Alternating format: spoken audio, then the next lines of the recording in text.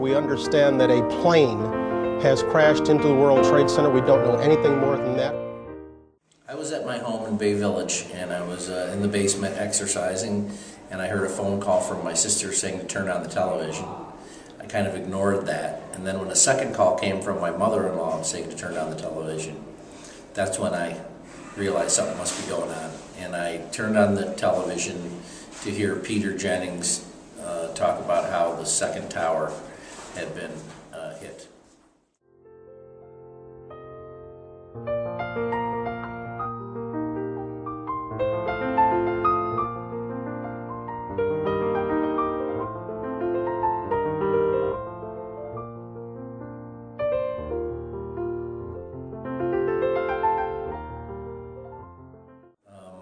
Well, as I was just getting on 90 to head downtown, I was listening to Howard Stern, and at that point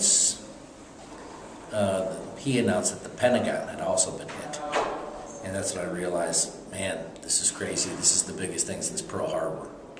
I knew it was the biggest news story of my life. Well, we drove in, Marvin Fong, PD photographer, and I. We got into Manhattan by going 50 miles north of the George Washington Bridge and crossing the Tappan Zee Bridge and driving down through the Bronx. And I think we were mistaken for undercover cops because a police officer just waved us through the barricades between the Bronx and Manhattan. Once I got into Manhattan, I stopped at a hardware store and I picked up a hard hat and an orange vest, because I had noticed that they were letting construction workers through all these barricades. Nobody had any problems getting in.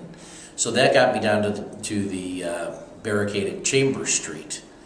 And at that point I had stopped in a restaurant where they were making food for rescue workers, and the chef there gave me his card. So just as I approached the final barricade, a National Guard camouflage Humvee was coming the other way. And I just poked my head in and I said, hey, I have lunch for 300 rescue workers. And he was so happy to have something to do because he'd just been driving around.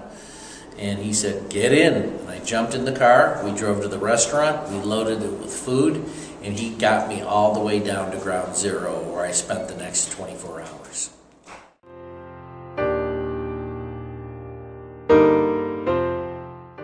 It was like being on the moon. There was just a sense of unreality about it.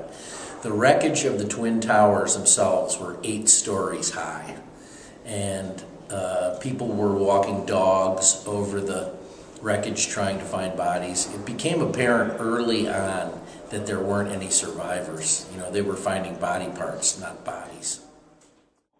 I'll never forget seeing a table of 4 firemen sitting at the rescue center, and they'd been up for 3 days, and all 4 of them were dead out asleep, sitting up at the table with a fork in their hand and a full plate of food in front of them. They were just completely exhausted. I'll never also forget walking down towards lower Manhattan and seeing the shadow of a jet pass over. And that's what they were getting ready for Air Force One to come down, because President Bush was getting ready to make his speech down there. The people who knock these buildings down will hear all of us soon.